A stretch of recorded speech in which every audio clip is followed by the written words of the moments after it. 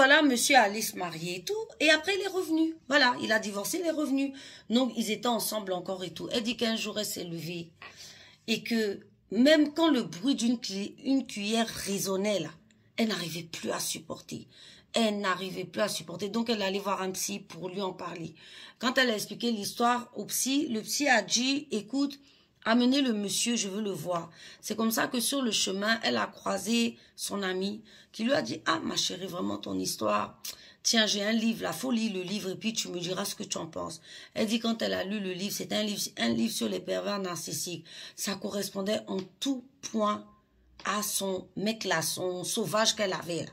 À tous les points de vue, contrôle, bombing, dénigrement, et puis lui, il lui faisait des phases d'aller-retour. Il te quitte, il revient, il te quitte. Ça fait que toi, si t'es naïf, tu vas te dire, ben en fait, on s'aime trop, on n'arrive pas à se quitter, sans te dire en fait que c'est toxique. Et en général, quand il te quitte, c'est parce qu'il va voir une autre. Hein. Voilà. Donc, tout ça, elle a vu, elle est tombée des nues, elle a dit, ah ouais, donc je savais qu'un pervers narcissique que je suis. Elle a vite couru, elle allait voir son psy, elle a tout expliqué au psy. Le psy lui a dit, ok, elle a dit au psy que quand il va venir là, décris-lui les mécanismes et tout. Je vous ai dit que le pervers narcissique est très conscient de ce qu'il fait. Ceux qui disent qu'ils ne savent pas, il sait très bien que ce qu'il fait est mal, il sait ce qu'il fait et il fait exprès de le faire.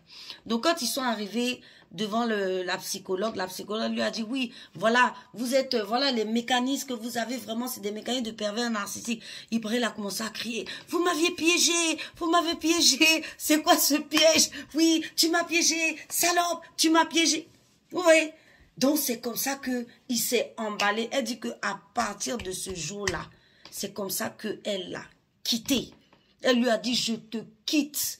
Tu m'as jamais aimé, tu es juste un malade. Et il a commencé à l'insulter. Elle dit que c'est là qu'elle a commencé à l'insulter. Sale folle, sale pute, tu es une folle. Parce que son vrai visage maintenant est sorti. Comme on l'a chassé là. Parce que moi, je vous dis que les pervers narcissiques, chassez-les. Hein. Ils détestent ça. Quand vous les chassez là, ils ne souffrent pas parce qu'ils t'aiment. Hein. Il souffre parce que son ego est blessé.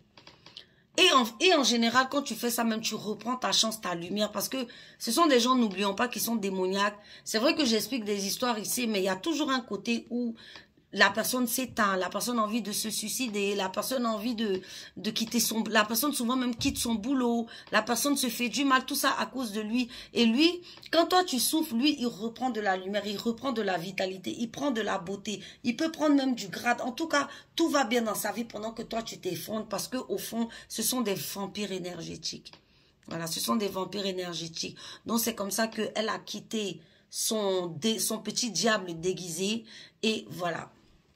Donc voilà, Sylvie, qui en racontant son histoire était vraiment très émotive. C'est quelque chose qui l'a énormément touchée. Donc voilà, mais aujourd'hui, elle va très bien.